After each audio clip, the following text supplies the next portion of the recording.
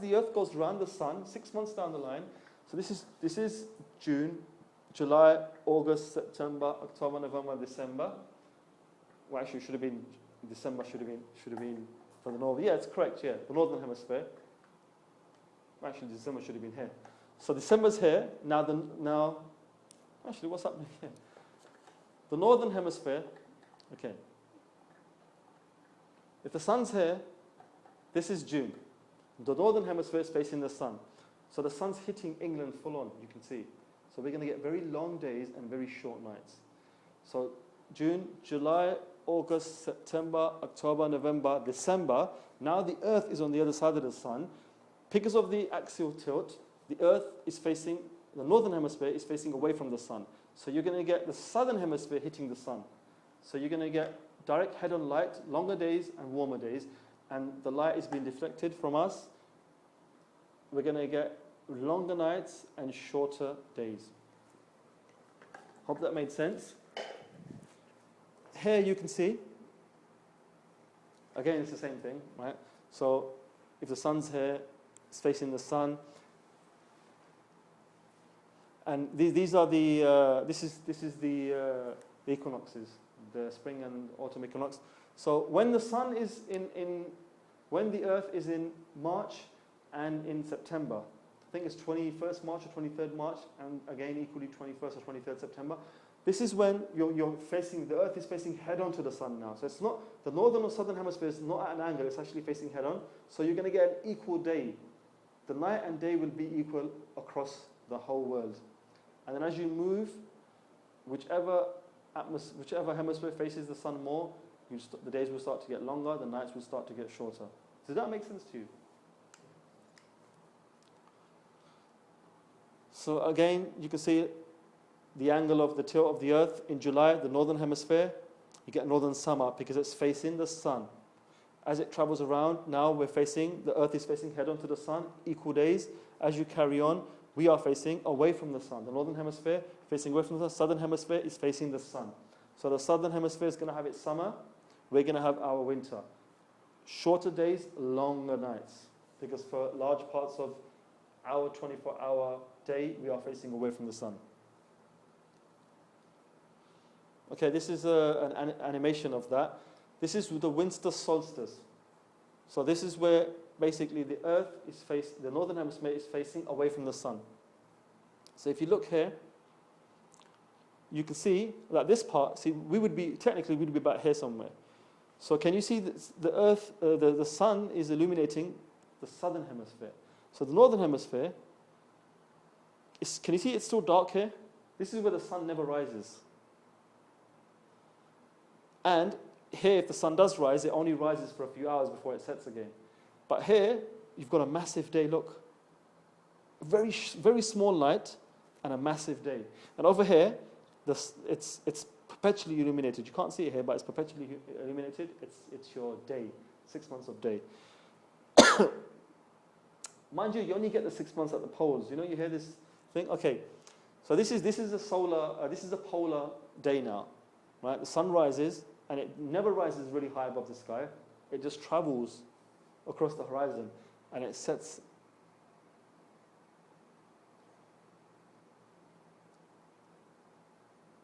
So there you go, look, 2:45 and it's Maghrib already. So it's night from 2:45 all the way till, what would it be? What time was it? 9, 10 o'clock when the sun rose? Okay, this was taken by National Geographic in Alaska, right? This is a polar summer. So as you can see, the sun is descending, and it doesn't hit the horizon, and it rises again. Where is the sun? Here or here? This is the sun, right? There's the sun rising. And this is the highest point it gets in the sky before it starts descending again. So that would be your Dhuhr. Here would be your Asr. And your Maghrib should have been where the lowest point was before it hit the horizon. It would just go back up again. Actually, I can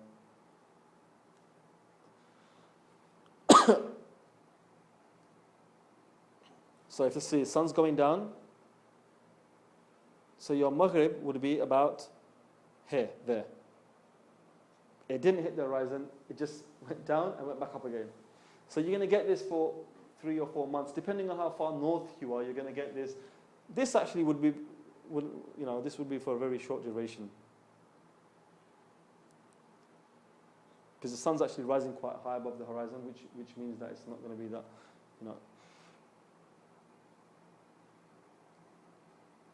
Okay, this is the winter sunset in London. As you can see, because we're quite far north, the sun doesn't go from here to here. Again, it's at an angle. Can you see that?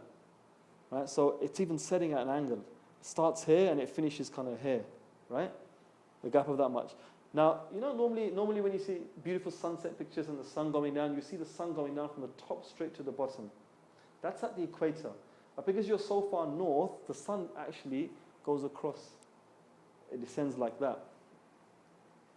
So what's wrong with the UK timetables? Well, it's a 3-part problem. There's a problem with the original mushahida, the original observations. Wrong times for Fajr and Isha. As a result of that, we have been praying, I think it's before 1987 when these guys did the mushahida, we used 12 degrees solar depression. Now, anybody that goes to a really dark sky in the sky, really like a boat sky, 0 or 1, will see that it's not dark. Yet in England, for like 10, 20 years, we were praying Fajr according to 12 degree formula. In 87, some guys did observations and they drew their own timetables. There were massive problems with that, glaring errors we're going to go into. Now, no consideration for certain scientific principles, e.g. elevation, atmospheric refraction, or how to even observe properly. Now, for a scientific experiment to be sound, it must fulfill all conditions associated with it. So for anybody to tell us today that these are our mushahida timings, we observe the sun rising and setting at this time, we saw twilight dissipate at this time, they've got to fulfill certain rigid criteria. If they don't fulfill that, well, your observations are flawed.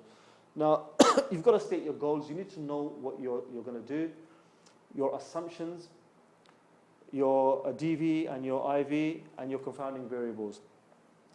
For it to be accepted as fact, you can't just do one-off experiment. You've got to replicate that, and if it's replicable again and again, and it brings you the same data, then that's a sound scientific experiment. If it's only a one-off, then again, you can't take that as scientific fact. So what's the DV in this case? What's your dependent variable? The DV is what is being measured, namely the darkness of the sky. That's what we're trying to measure. What's the IV? The IV is how you're going to measure it. Where you're going to go. You're going to use instruments. You're not going to use instruments. What are your variables here? Location, your method. What are your confounding variables? What could throw your whole experiment? Air glow, night glow, causes of light pollution. Okay, now, Hizbul Ulama, in 1987, a group of ulama from Blackburn, under the name of Hizbul Ulama, there's only 2 people, and to this day it's only 2 people, carried out observations to determine the exact time of Subh Sadiq. It was pioneer work. Nobody's faulting their work. Nobody's saying that, like they did a monumental work. These 2 guys without scientific knowledge and the principles of observation went out and with true niyas decided to find out the time of Fajr and Isha for the Muslim Ummah, and their timetables have been used ever since then. Now, we're not faulting their niyas, but what we have to fault is how they did the observations and the times that they produced. The times, again, like I said, these times have been used for the whole country. They conducted personal observations between September 87 and August 88 in Blackburn. However, they made several errors.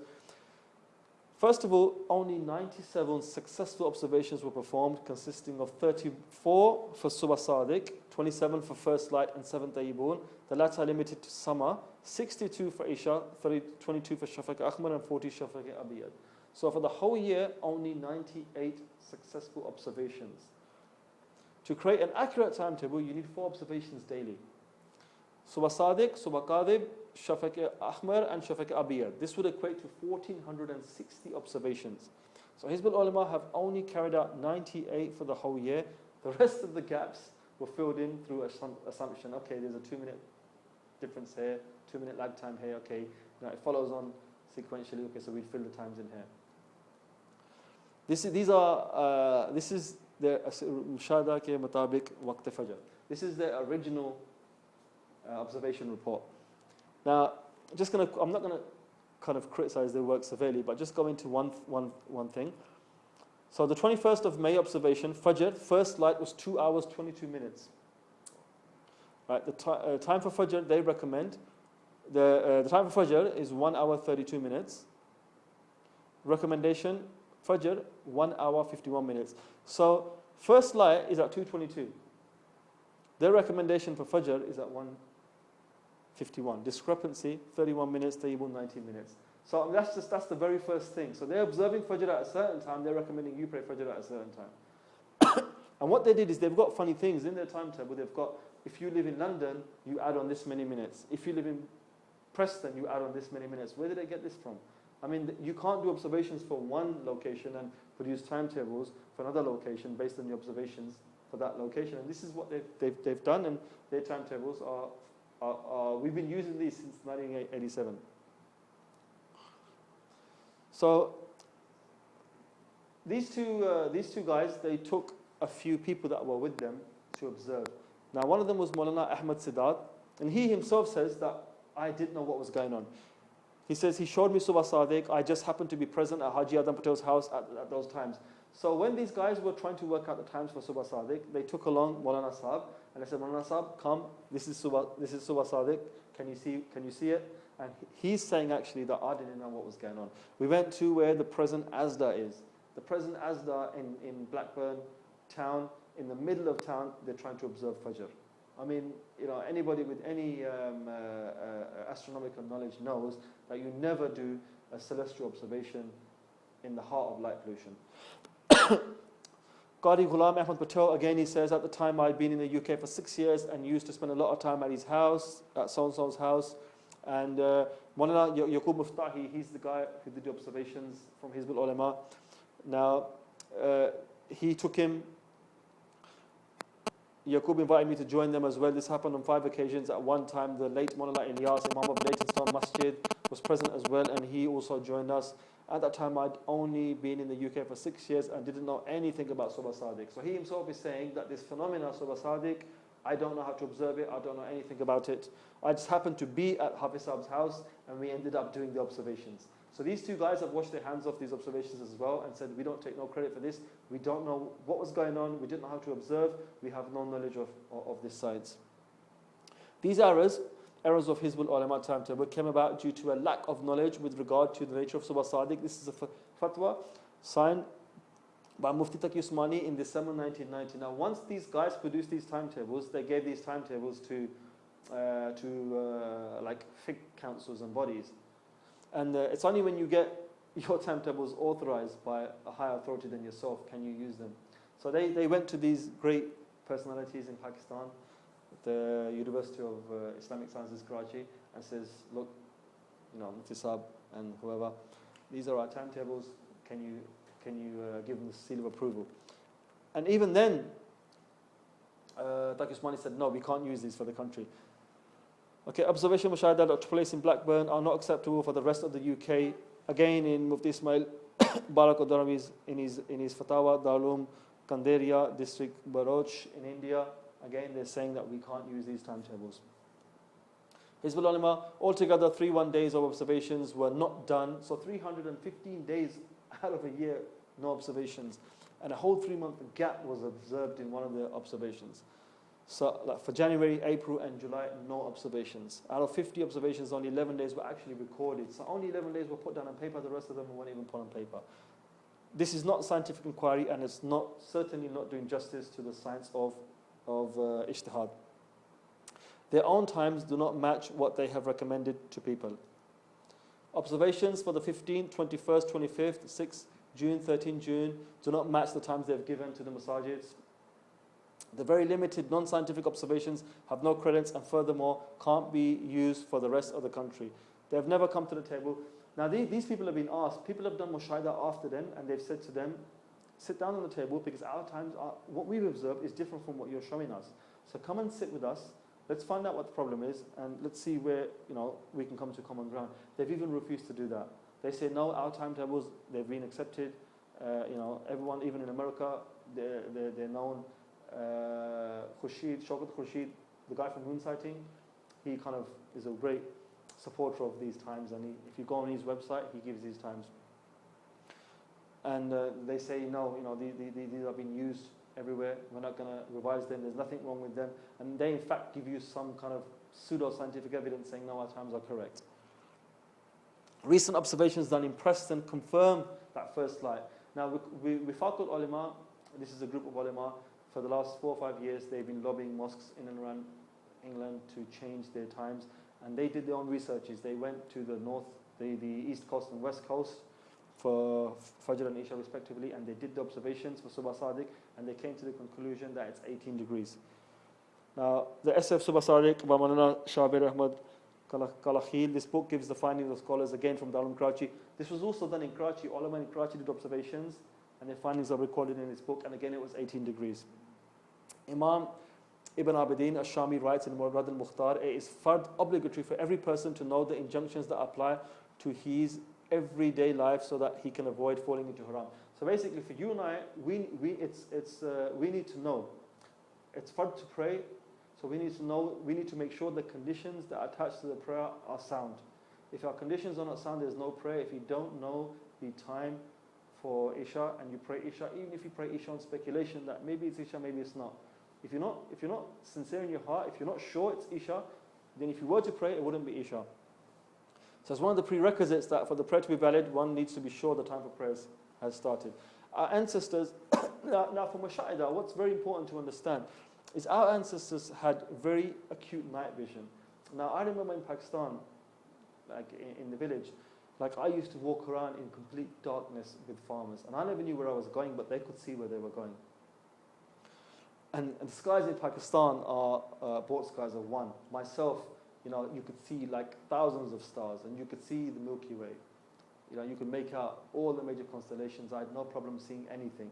And these guys, on totalist moonless nights, when it's very, very dark, these guys could see where they were going.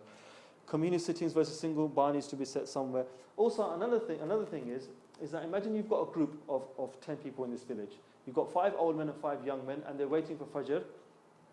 Okay, they're waiting for Fajr. The young men and children detect ghalas at X time. But the old people say, no, actually, we can't see, like, we're going to wait, we can't see, it's still dark, your opinion, your kids. What do? You've got to set the bar somewhere. So the most acute vision amongst you, there may be somebody in your community that can see Subha Sadiq without timetables and without clocks. So then you have to go by, you need to set the bar and realize that what degree is that? It's 18 degrees. Now, if the majority of people in the cities cannot see sunset, time for Isha at 18 degrees, well then that's because there's defects, there could be defects with your eyesight, you could be a smoker, light pollution, your age, but you've got to set the bar somewhere. You can't have it subjective. But when you're on your own, if I was in the jungle, if I was in the desert traveling on my own, then obviously it would be subjective. Whatever time I saw the sunrise, the time I saw ghalas, I would pray. But you've got to set the bar for the community. So you've got to print timetables, and you've got to have, this is the time, 18 degrees. Personal masha'ida. Now, people go out, some people have done this, they've said, well, we looked out, brothers in Birmingham did it, they made mistakes in the observations. I looked at the sky and it's still dark, so it's not Fajr. Well, actually, no, that's incorrect. Do you even know what you're looking for? It takes 20, that's taken from Wikipedia, but it actually takes 40 minutes to several hours for your eyesight to become used to complete darkness. Amateur astronomers use red torches to view papers. Right? So even amateur astronomers, I remember, where you have like red torches. You put a dark red cap on your torch, so if you illuminate your papers, it doesn't destroy your night vision. It doesn't degrade your night vision. Magnitude star test. Now most people that do mushahada, have they done a magnitude star test? They can't even see stars, let alone do a star test. So then how can they possibly say, yeah, we've done mushahada for the time of Fajr? Now Maulana Ashraf Ali Thanvi says in his book that you need to be familiar, you need to have experience, right, of Subha Sadiq. You need to know the science. Without the science, there's no way you can identify Subha Sadiq. Right? Now, one way is get into the habit of sky watching and get to know the sky. If you ask most people today, where is the Big Dipper, the Big Bear, the Small Bear, right? Where is Orion, the constellation? Where is Andromeda? Where is the Milky Way? Have you seen zodiacal light? They will say, sorry, what are these terms? Let alone have we've seen them or not. Because we simply can't see the sky no more. So it's a good idea, day in, day out, to be familiar with the sky. I could be observing for 2 weeks and think I know the sky. And then, oh yeah, okay, I can see the constellations. Oh, I think I'm ready to do a nighttime observation to see the time of Salah Sadiq. But yet, maybe somebody keen like yourself who's been doing it year in, year out will know, hang on a minute, those constellations don't look as bright as they should do. That particular star, it's not as bright, it's not as haze-free, or it's hazy, as it should be. So for you, you're thinking, hang on a minute, something's not right about the sky, because you know the sky, right? You know how much light is still dissipated or not dissipated. Whereas I won't be able to make that judgment.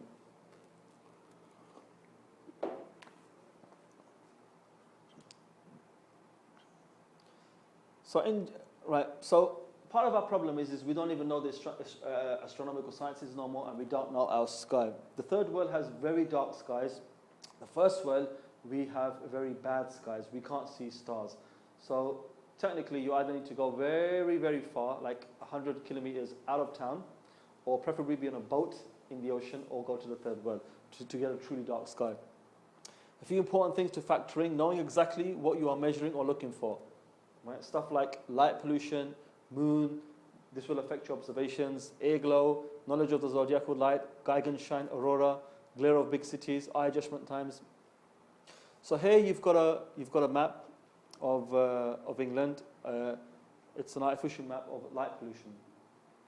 Now look how bad light pollution is in England. Right, the red parts correspond with very bad light pollution. I think it's bought skies. So even along the edges here, you're not going to get complete darkness. It's a bought sky of 1. It's only in the sea where you're going to get true darkness. So those guys did observations in the Midlands here, right, where you get the worst possible skies. This is the sky of Europe. Look how bad Europe is. So technically there's nowhere you can do observations. I mean, Eastern Europe here, you're going to get better skies. But Western Europe, forget about doing observations. This is a map, a nighttime map of light pollution. It's Europe, England, America. But what really surprised me when I saw this map is look at India. Look at parts of Indonesia, and look at this is the River Nile, right? And that's like most of the population lives by the River Nile because of cultivation. The rest of Egypt's a desert. So over here, look at the light pollution, and we're on the west coast of Saudi Arabia. We're down here, Jazan. And as you know, this part's not that developed. Most of Saudi Arabia is not developed, but this part is not developed. And look at the light pollution. Some of the worst light pollution in all of Saudi Arabia is where we are. This is Abha, Khamis. So yeah, I've seen the light pollution there. But here, look how bad it is. Look at India, positively shining. Iran, Pakistan. This is the border area of Pakistan. These are mountains. Right, scientists estimate that only 1 person in 2 will ever see the Milky Way. Have you ever seen the Milky Way? I only ever saw it once. So in 1993, that was the condition of our skies. In 2000, they had gone worse, and obviously 2012, you can only imagine how bad they've gone. So these areas are true darkness. Everything else, you can't really do justice to observations. Star count tests. Now, there's been an ongoing star count test in England for a long time at the moment. It's where you look at the constellation of Orion and you try to work out how many stars you can see in that constellation, and that shows you how bad your sky is. So in 97, these are the people. So in London, you could only see fewer than 5 stars. As you move out, it's less and less, but over here again, it's 5 stars. But look at that. Look what's happened since 2007 to 2011. Only 4 or 5 years. Look at that light pollution that's appeared over here. It's increased in London, it's increased over here. Now Orion, I remember 20 years ago, I could make out 1, 2, 3, 4, 5, 6, 7, 8, 9, 10 plus stars of Orion I could easily make out. Right? about that much, which technically it may be possible to see 20 years ago. But now, I can barely see Orion from my house. So almost 1,000 people in different locations around the country took part. Participants were instructed to pick a clear night to count the number of stars in the constellation of Orion. Fewer than 1 in 10 said they could see between 21 and 30 stars, and just 2% of people had truly dark skies seeing 31 or more stars. So if you've not got a truly dark sky, how can you even attempt to do Mashahida for Fajr? You're not going to be doing a service to Islam if you do try. Right, this is the constellation of Orion. So you can see the shoulders. Here's the skirt, and here is it leads to Sirius, and this is the dog star, and it's supposed to be Orion the hunter with his dog, and this is the belt, and this is his sword. This second star here is the Orion Nebula. It's a beautiful nebula that appeared in the medieval period. It was a star that blew up. It was a supernova. The Chinese recorded it, and it's the birthplace of many new stars at the moment. We've observed hot new developing stars there. It's only been around for about 1,000 years, so it's still very, very new. Right, there's the constellation Orion. Can you see that? 3 stars, and that's the middle star. It's hazy. If you get a truly dark night, you can see many, many stars in the sky that are not going to be pinpoints. They're going to be hazy. That's because they're not stars. They're galaxies, nebulae, objects. Galaxies, the stellar, the arm of the Milky Way, it's kind of hazy. But we never see that, you see. We just see a few stars as pin drops, and they're not even twinkle. That's how bad our stars are. So you can get involved in this project if you go to this website. The BBC ran a report on it. That's the website. And if you want to get involved, you can get involved by going to this website. Okay, it was made by a person called Bot. It tests it's a chart. By looking at it, you can determine how dark your sky really is. Now, if you've got a really, truly dark sky, your limiting magnitude, this is the extreme of human vision now, is 7.628. On average, in a dark night, the average person sees up to magnitude 6 stars. In London or in a built-up city, you're lucky if you can see a magnitude 4 star. So you should technically be able to see the zodiacal light, Geigenschein, the zodiacal band, the zodiacal light actually isn't. It's not just a light. It follows the ecliptic. It's dust, interstellar dust on the ecliptic plane. So you can actually follow it to the Geigenschein. You should be able to see that. M33, M31. This is a galaxy. M31 is Andromeda galaxy. You should be able to see these galaxies with the naked eye. Objects: Scorpius, Sagittarius. Sagittarius is in the heart of the Milky Way. And it casts shadows. So all these objects collectively will cast a faint shadow on the ground.